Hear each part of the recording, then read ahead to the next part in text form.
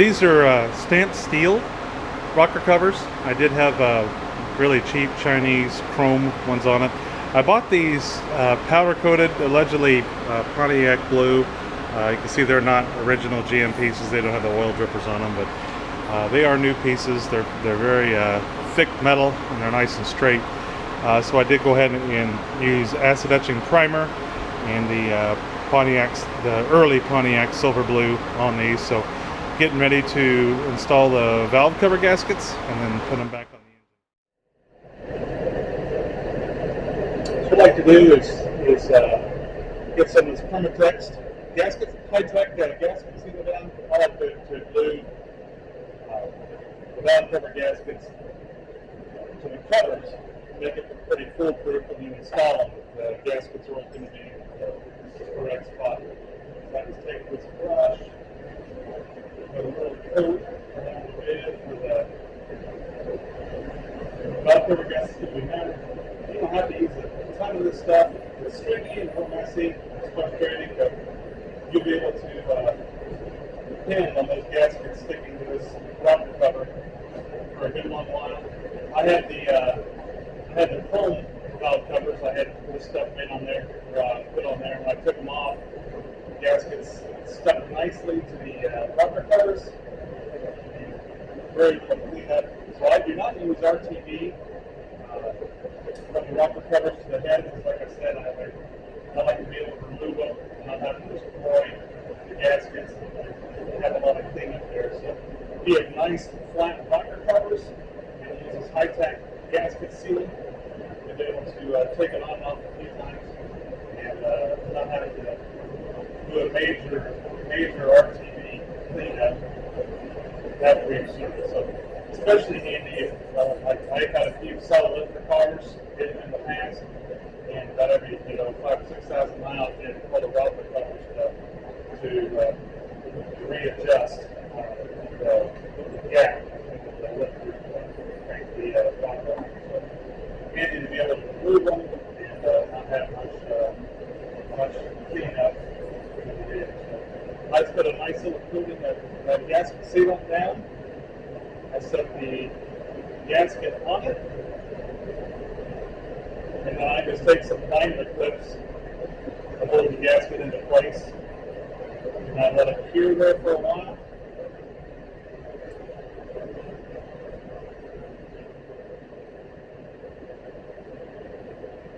So nice and straight. Once this stuff cures, it is down. So to make sure it's your bolt holes line up and it's nice and straight on there, so there won't be any drama putting them on.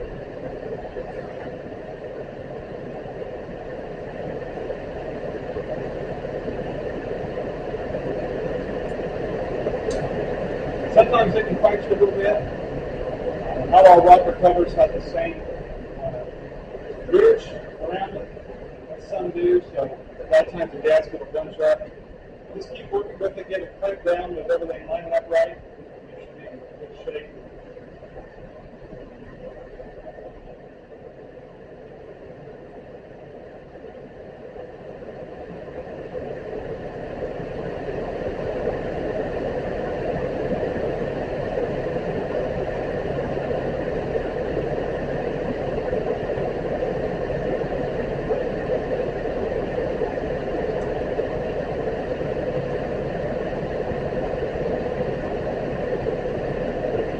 Like that. Looks good.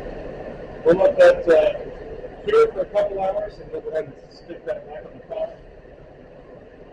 I'll do the same with the other side.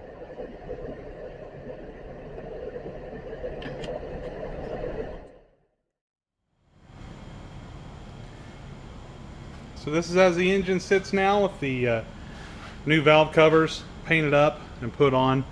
You can see here I'm missing a O-ring or a what do you call that, a grommet for the vent tube that goes up to the breather there. I have the pipe work for it, but it's not the grommet. There you get a little bit better view of the air cleaner. Since you all last saw the car, I put the washer bottle in. This car did not have a washer or wiper system in it at all, so I've been slowly trying to get this back up and running. I also did a quick, took a wire brush and got off a lot of the rust scale and redid the overflow tank. I realized pretty quickly that the trans cooler lines I had on it were not going to work very well with that washer tank. You see it comes right down here and actually blocks where that lines come out of the radiator. So the trans cooler lines I had were basically out of a 1980, so it didn't have that style of overflow bottle on it, so I had to go and figure out something else from our washer bottle. So there you have it. And still coming up is still working on our shaker.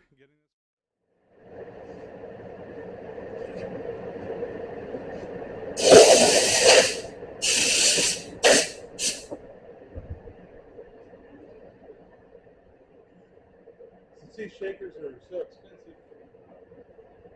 I wasn't too keen on just swinging away with a hammer and a piece of wood on it, so I took a little mini oscillating tool, and I worked as way as much of the adhesive as possible inside there. I'm not sure if you can see that. It was like a red, the adhesive itself looked red, and we got the oscillating tool on it. Basically turned into a yellow powder, so it's pretty old adhesive, pretty brittle, so it wasn't too bad to chip away there. So now I'm going to take a piece of wood. The instructions say to gently hammer. I don't know how to gently hammer.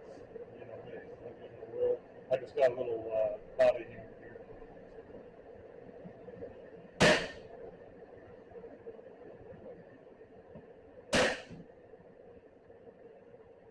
That's it. It came out. That adhesive was pretty brittle. That's what came out of there. You see there the painted side. And you can see the factory shakers in '74. They were basically built, had the framework in there from the factory, so they just riveted in this block-out plate. So probably a second day mod would have been to get this thing home and drill these rivets out and just take this little plate off here to have a functional shaker.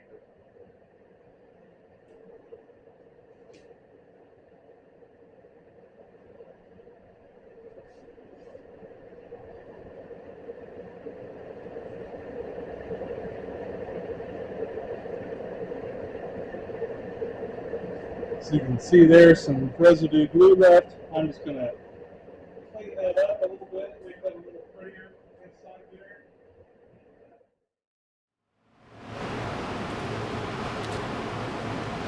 Alright, continuing work on our shaker hood today. Sanding down some of that adhesive that was there from the factory. Looks like it's pretty easy to sand, pretty smooth. It's basically coming off just like filler. You can see here is some kind of very dry adhesive they put on there, but sanding away very, very easily. I'm just using a little bit of cardboard, 180 grit sandpaper. So my mission is to get this area where it's going to be glued in nice and smooth. And then I'm going to be using some 2-part epoxy.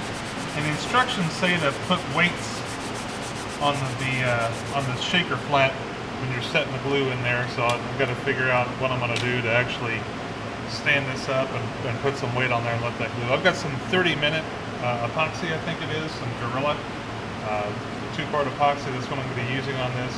It's a nice gray color. Hopefully it not too visible. It won't clash with the black, but I will touch it up if I have to.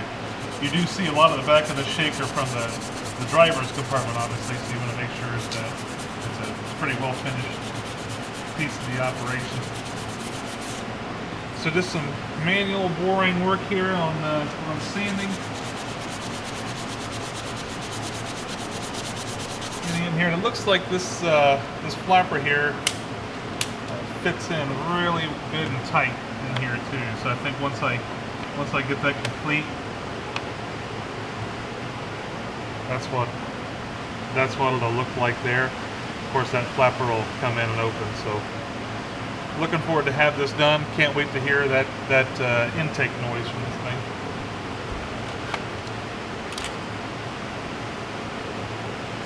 sure you don't want to watch me sanding here for a couple hours, so I'll just fast forward through this bit and give you all a break.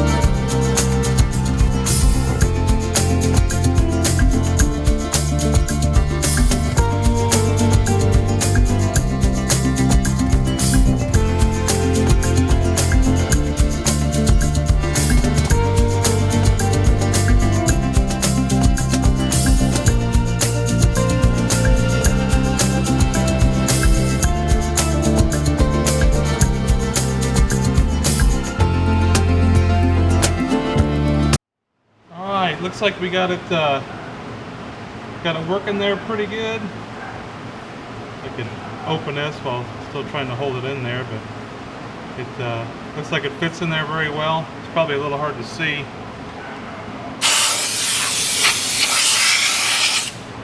There's like a ridge all the way around to the shaker hood that it butts up to now. It fits in there without wiggling, so I'm gonna set a little epoxy in there and set this in. And next step will be putting some weight on that and letting it dry.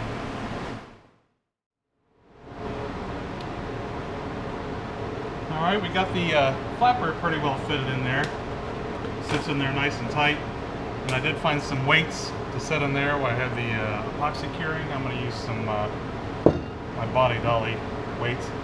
And I decided to go ahead and use what I happen to have here in my shop, which is JB Weld plastic welder. So just going to set it in, put the glue on it, put the weights in it to hold it in place. This was molded pretty well. It fits in there nice and tight, but there are a couple areas where it needs the weight on it to get it to seal or get it to rest nice and tight against the ridge inside the shaker. I'll take you real quick here and show you inside the shaker. So that's what we're looking at there. You can see in the corners some of that goop glopped up on us. It still fits in there very well without removing all that. So I'm going to go ahead and go for it as is. I was also digging in my parts box and I found something pretty cool. This is an old modification, looked like from the late 70s or 80s. It's actually made of galvanized steel, and you can see here it replaces that plate there, and it allows it to breathe in through here, and it's got this baffle on the back so water wouldn't have a direct path inside the shaker. No idea where that came from or who made it. It's actually made from galvanized steel. It's got a couple little hand welds there, so I think it might have been something somebody made just out of some scrap galv, or there may have been a company that offered this, but anyway, I thought that was pretty cool. Obviously a very old part. So first thing I'm going to do is clean the surfaces we're going to be gluing.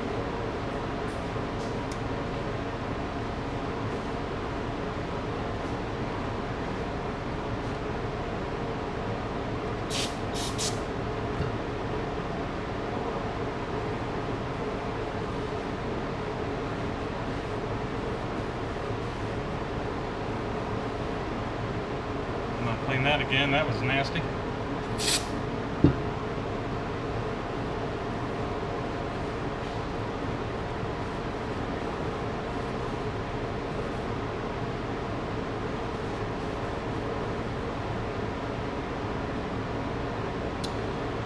And since this is a pretty freshly molded piece, I'm going to just take and scuff up some of the edges here, so the adhesive actually bond better to it. Not any of the surface is going to show, but just here around the outside of it.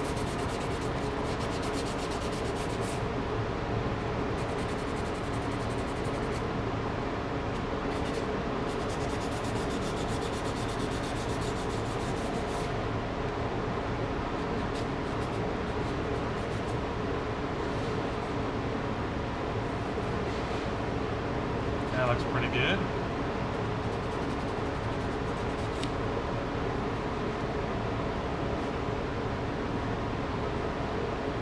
And set that in there. Make it a little more vertical. Alright, so the trick with this is to get it a nice bit of glue set in there around the flapper, but without actually gluing the flapper shut.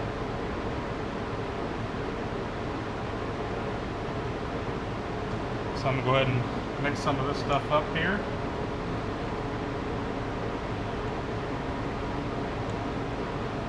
Maybe.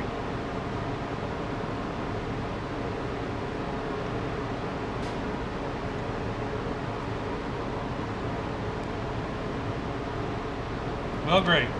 Looks like half of the JB weld there is not working. I don't know if it's sealed in there or what happened.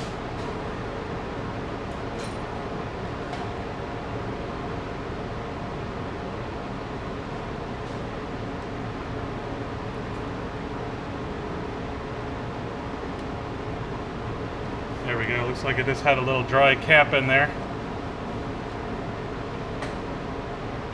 Try this again.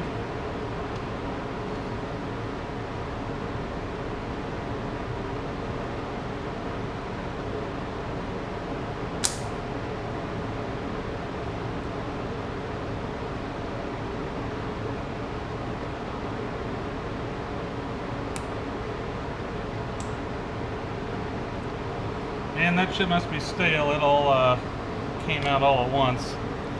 I'm gonna mix it up a little bit here and see how it feels.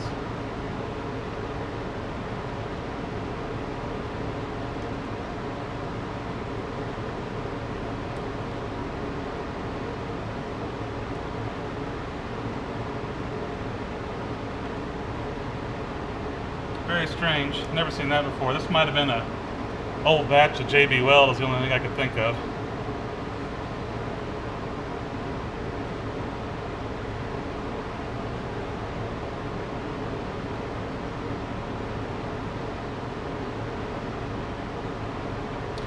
You know what? On second thought, I'm not going to use this. I think if this stuff's old enough, it might just not react and might not work. So I'm going to go and get a fresh tube of this and try again. Well, after giving a little thought, I decided to not use an epoxy. I'm going to use a seam sealer, and my reasoning for that is a couple-fold. The seam sealer will stay soft and make it possible if I ever have to remove that without destroying the shaker head. Kind of like the factory used this stuff. It's still, I mean, it's hard, but it's still, you can tell it's designed to be pretty soft. I mean, this stuff's what, 50 years old now, so you know, that's my thoughts there. If I have to, I can knock it back out of that shaker. So I'm gonna go ahead and use seam sealer, and if you're there yelling at the screen, tell me what a dumb I am, well, it's already too late. By the end of this episode, I will have done it. So here we go. I'm gonna just seam seal around the outside and the outside of the flapper, and put some weight on it, and I'll show you down in there when I get that done.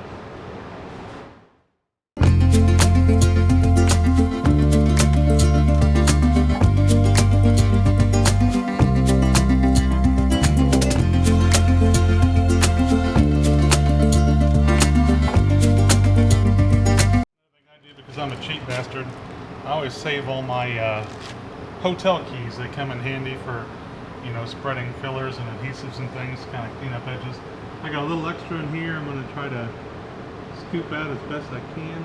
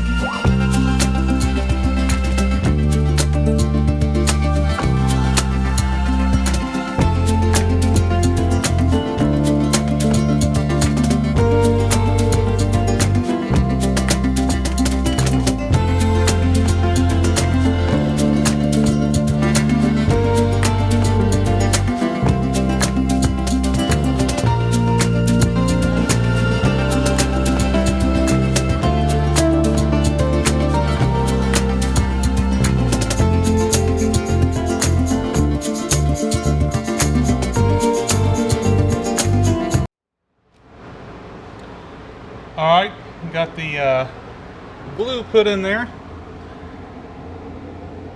So I'm going to set the weight, you know, on these center pieces here to mush that down and good. Make sure it's tight on that ridge and let it cure overnight.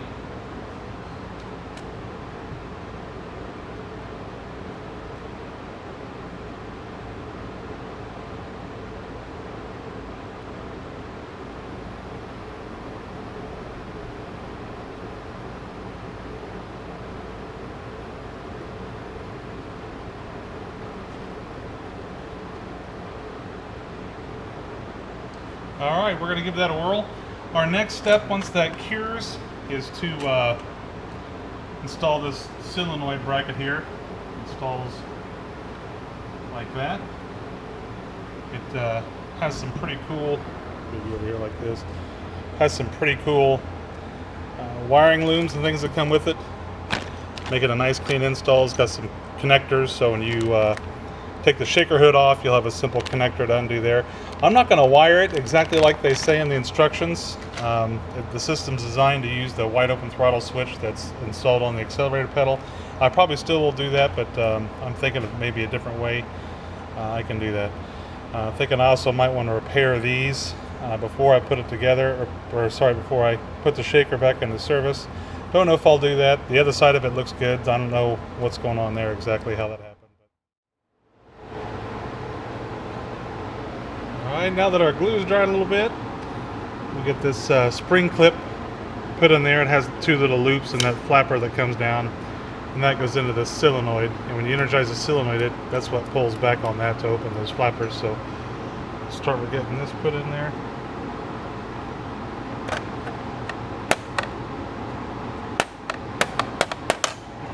Now the solenoid only has a 1/2 inch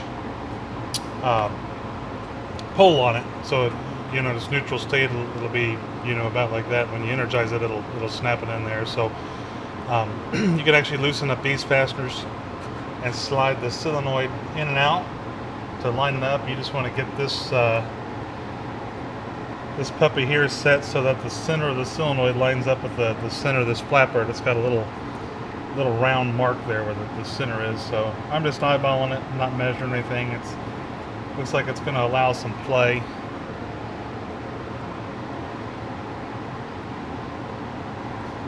We will mark and drill that. Then it just rivets together.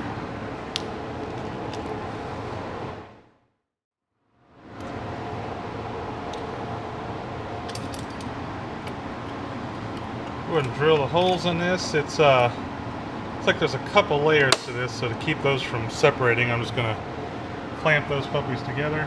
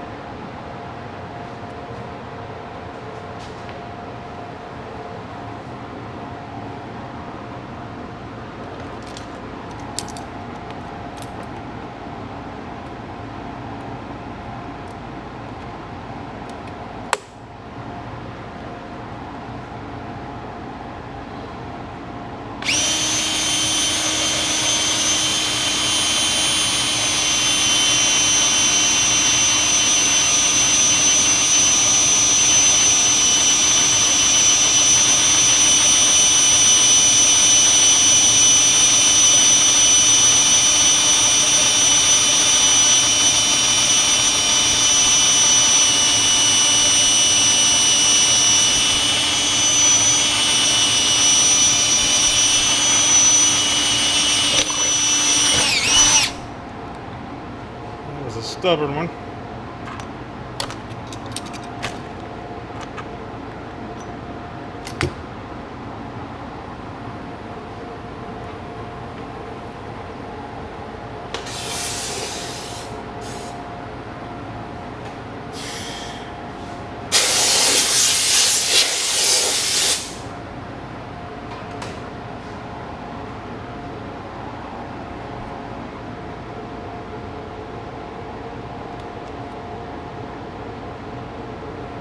Set our bracket in there.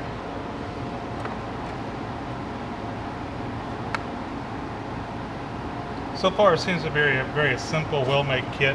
I'm not exactly sure who makes the kit. They sell it through Classic Industries. I see pretty much the same kit being sold in a variety of places. The factory bracket actually has two little solenoids there that pull back on two rods that hook the shaker, so it's similar, you know, and looks fairly factory, you know, from outside glance, but under the hood here it's got one single larger solenoid instead of the duals. So get the rivet gun out here.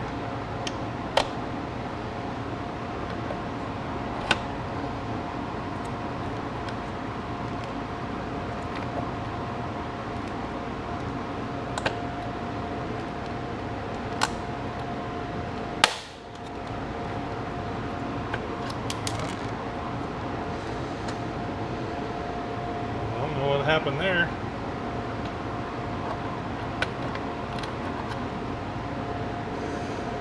World's worst rivet gun. I don't know why it broke it up top there, but probably have to end up grinding that down. That sucks.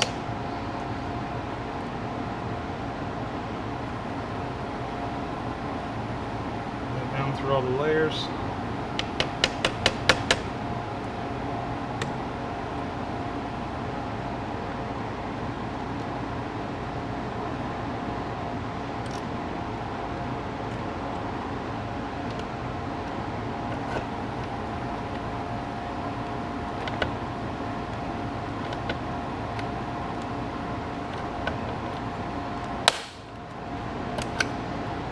Did the same thing, it just broke a little bit off the top.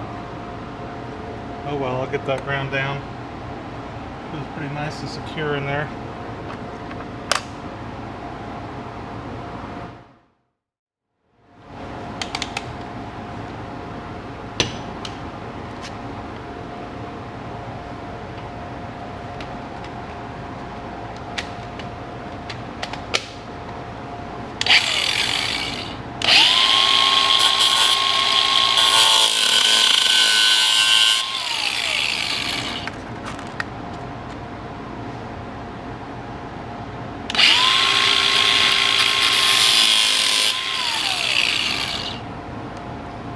No idea why it did that, but fixed it with a die grinder.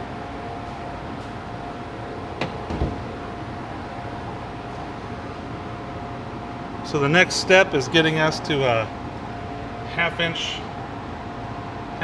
play. So we want to put this guy in, stick in our cotter pin.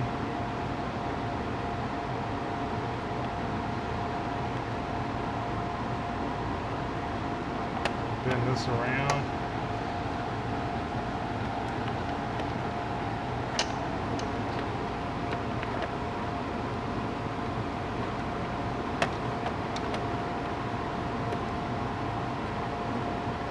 Try not to put too much stress on those little plastic tabs in there.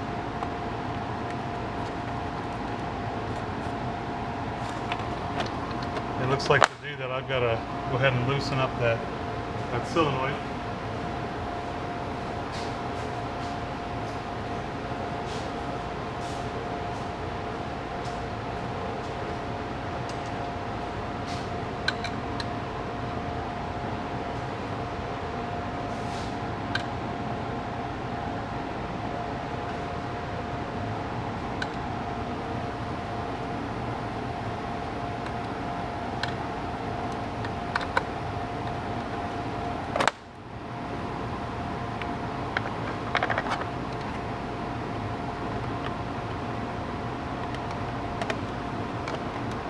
bit of a fidgety job here. This cotter pin doesn't want to cooperate.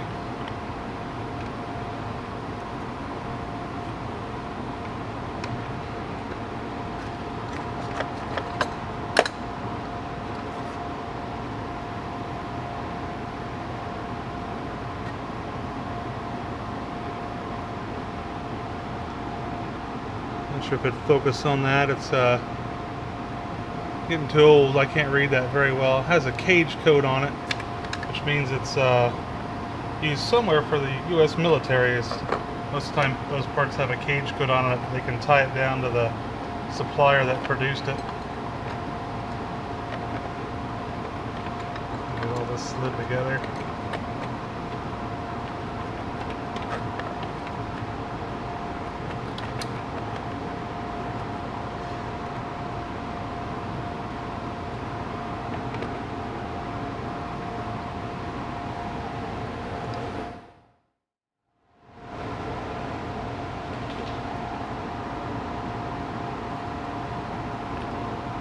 You want this, the edge of the solenoid to this E-ring stop, you want that to be at about 1/2 inch, it says. It says the vertical pole that, the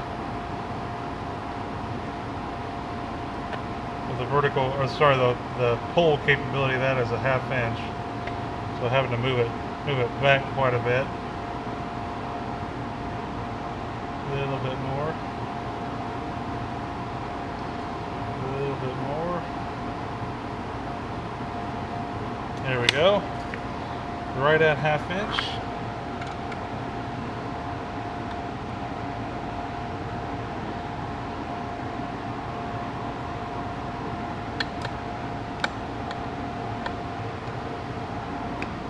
And there we go.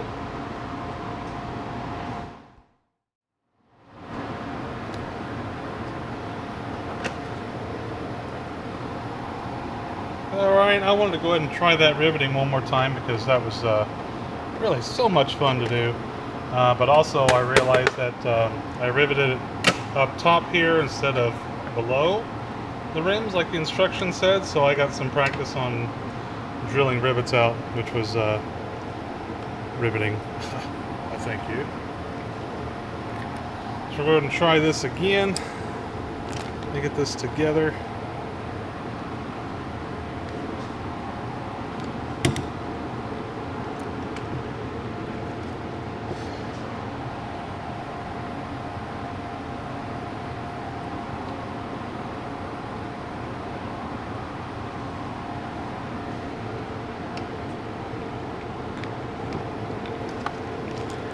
Seem to have the world's crappiest riveter here in the world. It's an Arrow. I think I got it at Lowe's, but I thought it was cool. I had a swivel head on it. I don't rivet much. I could probably count on one hand the number of times I've used rivets. But anyway, here we go. Try this again. Get it underneath. Start with this side here.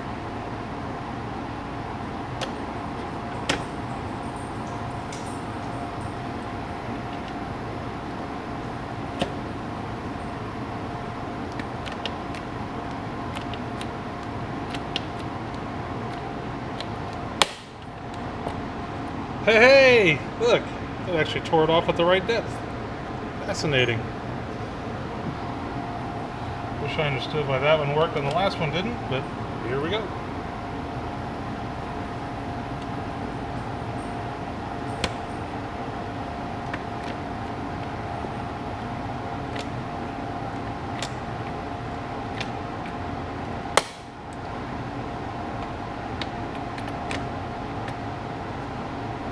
Alright, that seemed to work very well.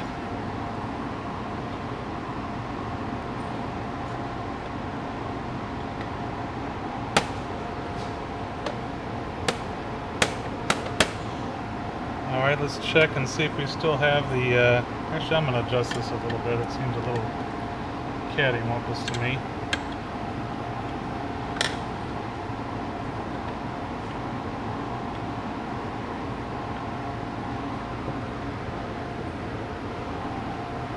we're looking for that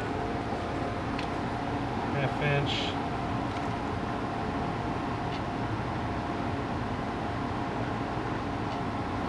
It needs to go back some.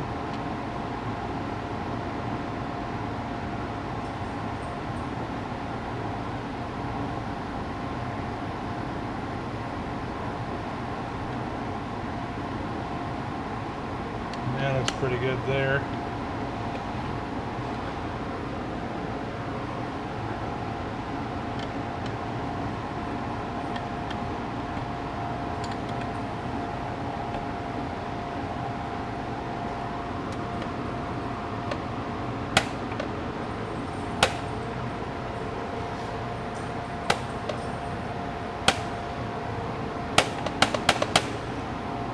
Alright, I guess all that remains is to power it up,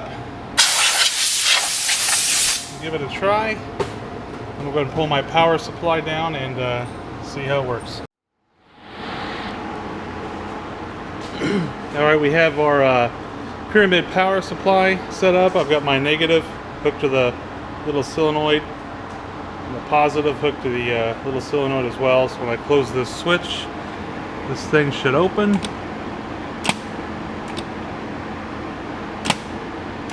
That's just good, clean family fun. I don't care what you say. So anyway, anxious to get that puppy on the car, start making some intake noises. Yeah, that works pretty good. Yeah, I'm gonna get that on the car and hopefully do an open and closed rev up session to see if we can tell the difference. But from what I remember back in the 80s when I had one of these, it made a lot of cool noises with that flapper open. So fun stuff. Alright, ladies and germs, I think that pretty much wraps it up for today. I think next episode we're going to be taking another step towards getting the Trans Am on the road. Almost out of fun stuff to do, so I'll probably end up having to do the brakes, and while I have the car up on stands, I'm going to go ahead and do probably the rear lowering springs. So like I said, kind of getting out of the fun stuff. I need to get into the actual hard work. But anyway, thank you very much for watching this far. Appreciate it. Please like, share, and subscribe. Thank you.